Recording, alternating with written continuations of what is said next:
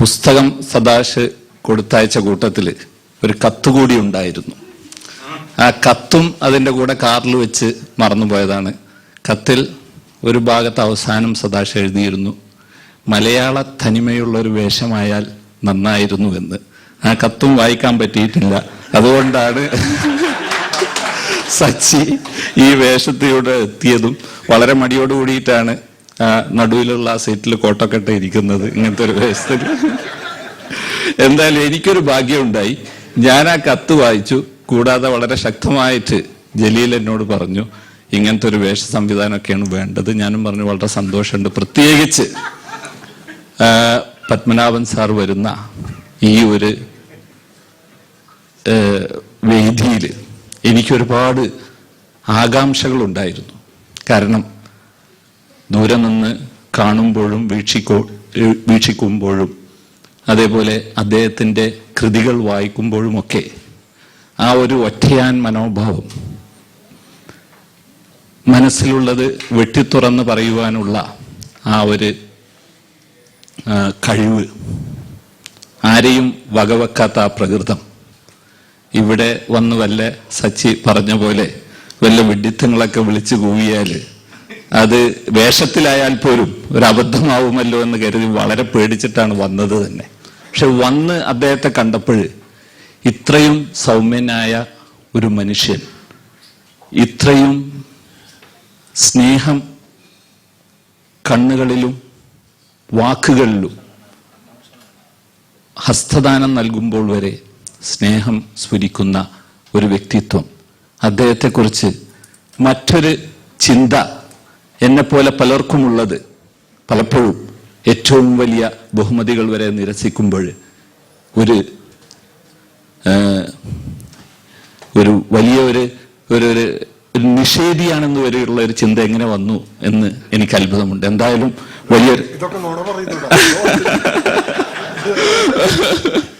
വലിയ സന്തോഷമുണ്ട് ഈ ഒരു മഹാപ്രതിഭയുടെ കൂടെ ഇരുന്ന് ഇങ്ങനെയൊരു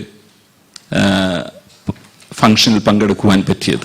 അതോടൊപ്പം തന്നെ എനിക്ക് അതിലും വലിയ സന്തോഷം, സദാശ് ഒരു കൃതി രചിച്ചു കഴിഞ്ഞപ്പോൾ ഞാൻ സദാശിനെ ആദ്യം കാണുന്നത് സദാശിന്റെ എഴുത്തിലൂടെയാണ്. എഴുത്തെന്ന് വെച്ച് കഴിഞ്ഞാൽ നോവലോ കഥയോ ഒന്നുമല്ല, അദ്ദേഹത്തിൻ്റെ കൈപ്പടി. വളരെ ഭംഗിയുള്ള സദാശിന്റെ കൈപ്പടി കണ്ടിട്ടാണ് ഞാൻ ആദ്യം ചോദിച്ചത്, ഇത് അച്ചടിച്ചതാണോ എഴുതിയതാണോ എന്ന്. അപ്പോൾ പറഞ്ഞു ഇത് അച്ചടിച്ചതല്ല എഴുതിയതാണെന്ന് പറഞ്ഞു. അത്രയും ഭംഗിയുള്ള എഴുത്ത് ഞാൻ അടുത്ത കാലത്തൊന്നും കണ്ടിട്ടില്ല. പിന്നീട് ആ മനുഷ്യനെ കണ്ടു. അത് കഴിഞ്ഞ് അദ്ദേഹത്തിൻ്റെ എഴുത്ത്, അദ്ദേഹം എഴുതിയ പലതും ഞാൻ വായിച്ചിട്ടുണ്ട്. ഈ പുസ്തകവും മുഴുവൻ വായിച്ചിട്ടില്ലെങ്കിലും ഒരു പരിധിവരെ വായിക്കാൻ എനിക്ക് പറ്റിയിട്ടുണ്ട്. വളരെ ആനുകാലിക പ്രാധാന്യമുള്ളൊരു സംഭവത്തെയാണ് ഇതിൽ സദാശ് നമ്മളുടെ മുമ്പിൽ അവതരിപ്പിക്കുന്നത്. നമുക്കൊക്കെ അറിയാം, ഇന്ന് ആഗോളവൽക്കരണം എന്നൊക്കെ പറയുമ്പോൾ അതിൻ്റെ ഒരു പ്രസക്തി പലപ്പോഴും നാം മറ്റ് വാണിജ്യ പ്രസ്ഥാനങ്ങളെക്കുറിച്ചൊക്കെ മാത്രമായി ചിന്തിച്ചു കൊണ്ടിരിക്കുകയാണ്. അതല്ല ശരി. നാം ഇന്ന് ഇവിടെ നിന്ന് കഴിക്കുന്ന വിവിധ ഭാഗങ്ങളിൽ നിന്ന് വരുന്ന ഭക്ഷണ പദാർത്ഥങ്ങൾ, അത് അമേരിക്കയിൽ നിന്നുള്ള ആപ്പിൾ ആയാലും ഇന്ത്യയിൽ നിന്നുള്ള ബസുമതി അരിയായാലും മറ്റ് രാജ്യങ്ങളിൽ നിന്ന്, മലേഷ്യയിൽ നിന്ന് വരുന്ന പഴമായാലും, ഇതിലൊക്കെ തന്നെ ആ പ്രദേശത്തുണ്ടാകുന്ന നല്ലതും ചീത്തയും നമ്മുടെ ദേഹത്ത് വരെ എത്തിച്ചേരുന്നു. മനുഷ്യൻ ഇന്റർഡിപ്പെൻഡൻ്റ് ആണ്, അതിന് യാതൊരു സംശയവുമില്ല. പരസ്പരം നന്മയിലും തിന്മയിലും, ഉയർച്ചയിലും താഴ്ചയിലും നമുക്കൊന്നായി മാത്രമേ മുന്നേറുവാൻ പറ്റുകയുള്ളൂ.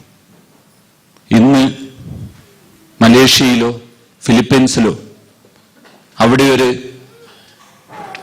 കെമിക്കൽ അവിടുത്തെ പാടശേഖരങ്ങളിൽ പ്രയോഗിച്ചാൽ അത് ദുബായിലിരിക്കുന്ന നമ്മളുടെ വയറ്റിലെത്തും എന്നുള്ളതിന് സംശയവുമില്ല. ഇത് ഭക്ഷണമായി എത്തണമെന്നില്ല. നാം ശ്വസിക്കുന്ന വായു വരെ തന്മാത്രകൾ അന്തരീക്ഷത്തിലേക്ക് അലിഞ്ഞു ചേർന്നുകൊണ്ട് അത് മേലോട്ട് പോയി ഓസോൺ ലെയറിൽ തട്ടി മറ്റു ഭാഗങ്ങളിലെത്തി. ഇന്ന് നാം ശ്വസിക്കുന്ന ഈ ഒരു വായു നമുക്കൊക്കെ അറിയാം, പുസ്തകങ്ങളിലൊക്കെ പഠിച്ചിട്ടുണ്ട്. നാം ശ്വസിക്കുന്ന വായുവില്ല, ഈ കാർബൺ ഡൈ ഓക്സൈഡൊക്കെ മറ്റ് ചെടികളൊക്കെ അത് ആവാഹിച്ചെടുത്തുകൊണ്ട് അതിനെ മാറ്റി അതിനെ ഓക്സിജനാക്കി നമുക്ക് തിരിച്ചു തരുന്നു എന്ന്. ഇതുകൂടാതെ അന്തരീക്ഷത്തിലേക്ക് ഉയരുന്ന ഈ വായുവൊക്കെ ലോകത്തിൻ്റെ എല്ലാ ഭാഗത്തും എത്തുന്നുണ്ട്. നമ്മുടെ ഉള്ളിൽ നിന്ന് പോകുന്ന ഒരു ഇലക്ട്രോണും പ്രോട്ടോണുമായിരിക്കാം അമേരിക്കക്കാരൻ നാളെ ഒരുപക്ഷെ ശ്വസിക്കുന്നത്. അതിൽ സംശയമില്ല. ശാസ്ത്രീയമായിട്ട് ടാഗ് ചെയ്യപ്പെട്ടിട്ടുള്ള തന്മാത്രകളിലൂടെ ഇത് സ്ഥിരീകരിക്കപ്പെട്ടിട്ടുള്ളതാണ്. അപ്പോൾ ഒന്നിച്ചൊരു ജീവിതം മാത്രമേ നമുക്കുള്ളൂ. സദാ അമ്പലമുകളിൽ അമ്പലമേടിൽ ഈ ഒരു വസ്തുത ഇത് കണ്ടറിഞ്ഞതല്ല, കേട്ടറിഞ്ഞതല്ല, അനുഭവിച്ചറിഞ്ഞതാണ്. ആ അനുഭവിച്ചറിഞ്ഞത് തൻ്റെ ബാല്യകാലത്തിൻ്റെ വർണ്ണങ്ങൾ ചാലിച്ചുകൊണ്ട് അദ്ദേഹം നമ്മളുടെ മുമ്പിൽ അവതരിപ്പിക്കുകയാണ്. ആ ചാലിച്ച വർണ്ണങ്ങൾ ചെറുപ്പത്തിൻ്റെ വിവിധ വർണ്ണങ്ങൾക്ക് പകരം വളർന്നു വന്നപ്പോൾ അത് വെറും കറുപ്പ് മാത്രമായി മാറുന്നു എന്നുള്ളതാണ് ഖേദകരം. അവസാനമായപ്പോൾ ഇവിടെ പറഞ്ഞ കാർബൺ ബ്ലാക്കിൻ്റെ കറുപ്പായിരുന്നു ആ പ്രദേശം മുഴുവൻ. അത് നമുക്കൊക്കെ വലിയൊരു ചൂണ്ടുപലകയാണ്. ജനിതക രോഗങ്ങളെക്കുറിച്ചൊക്കെ പഠിക്കുന്ന എനിക്കൊക്കെ അറിയാം, ഒരുപാട് രോഗങ്ങളിന്ന് ഇവിടെയൊക്കെ കാണുന്നത് നാമായിട്ട് സൃഷ്ടിച്ചിട്ടുള്ളതാണ്. ഇത് മനുഷ്യരാശിയെ തന്നെ ബാധിക്കാവുന്നതാണ്. ഞാൻ ദീർഘിപ്പിക്കുന്നില്ല. വലിയൊരു തുടക്കമാണ് സദാശ് ഇവിടെ ചെയ്തിട്ടുള്ളത്. അതിൽ നിന്ന് പ്രചോദനം ഉൾക്കൊണ്ടുകൊണ്ട് മറ്റുള്ളവരും ഇത് ചെയ്യും എന്ന് എനിക്ക് ഉറപ്പാണ്. ഇവിടെ തമാശയായിട്ട് ശ്രീ പത്മനാഭൻ പറയുകയുണ്ടായി വയസ്സിനെ കുറിച്ച്. വയസ്സ് എനിക്ക് തോന്നിയിട്ടില്ല വയസ്സ് ശരീരത്തിനാണ് ബാധിക്കുന്നതെന്ന്. ഐ ഫീൽ ദാറ്റ് എനിക്ക് പൊതുവെ തോന്നിയിട്ടുള്ളത്, അല്ലെങ്കിൽ എവിടെയോ വായിച്ചിട്ടുള്ളത്, 3 തരം ഏജിങ് ഉണ്ട് എന്നുള്ളതാണ്. ഏജിങ് പ്രധാനമായിട്ടും 3 തരമാണ്. അതിൽ ഏറ്റവും പ്രധാനമായിട്ടുള്ള നമ്മളൊക്കെ കാണുന്ന ഒരു ഏജിങ് ഒരു ഫിസിക്കൽ ഏജിങ് ആണ്. ഫിസിക്കൽ ഏജിങ് എന്ന് വെച്ച് കഴിഞ്ഞാൽ നമ്മൾ ഈ ഒരു ജനിക്കുമ്പോൾ തന്നെ ക്രൊണോളജിക്കൽ ഏജിങ്, നമ്മൾ ജനിക്കുമ്പോൾ തന്നെ ക്ലോക്ക് സ്റ്റാർട്ട് ചെയ്തിട്ടുള്ള ഒരു ഏജിങ് ആണ്. അതിങ്ങനെ നടന്നുകൊണ്ടിരിക്കും. പിന്നത്തെ ഒരു ഏജിങ് അതൊരു ഫിസിക്കൽ ഏജിങ്, അത് നമ്മളുടെ ഭക്ഷണം, നമ്മളുടെ വ്യായാമം അതിനൊക്കെ ബാധിച്ചുകൊണ്ടിരിക്കും. പിന്നെയുള്ള ഏറ്റവും പ്രധാനപ്പെട്ടത് മെന്റൽ ഏജിങ് ആണ്. മെന്റൽ ഏജിങ് നമ്മളുടെ കൺട്രോളിലാണ്. നമുക്കിപ്പോ 76 വയസ്സായ ശ്രീ പത്മനാഭന് 40-ന്റെയോ 45-ന്റെയോ മാനസികാവസ്ഥയാണ് ഉള്ളത് എന്നുള്ളതിന് യാതൊരു സംശയവുമില്ല. അതിനെന്താണ് എനിക്ക് പക്ഷേ സന്തോഷം തോന്നി. അദ്ദേഹം ഇവിടെ വന്ന് സംസാരിച്ചു കഴിഞ്ഞപ്പോൾ ഞങ്ങൾ ആദ്യം കാണുകയാണ്. അപ്പൊ എന്നോട് ചോദിച്ചു, ഡോക്ടറാണോ ഡോക്ടറുടെ അച്ഛനാണോ ഈ മിംസ് ആശുപത്രി സ്ഥാപിച്ചതെന്ന്. എനിക്ക് എന്റെ കിട്ടാവുന്ന ഏറ്റവും വലിയ, എന്റെ വയസ്സിനെ കുറിച്ച് കിട്ടാവുന്ന ഏറ്റവും വലിയൊരു കോംപ്ലിമെന്റ് ആയിരുന്നു അത്. എന്തായാലും ഞാൻ അദ്ദേഹത്തോട് പറഞ്ഞു, ഞാൻ തന്നെയാണ് ഈ ആസാദ് മൂപ്പൻ, ഞാൻ തന്നെയാണ് ഇത് സ്ഥാപിച്ചതെന്ന്. എന്തായാലും ഒരുപാട് തമാശകൾ അദ്ദേഹം പറഞ്ഞു. അതിൻ്റെ കൂടെ കാര്യവും വളരെ ശക്തമായി അദ്ദേഹം പറഞ്ഞു.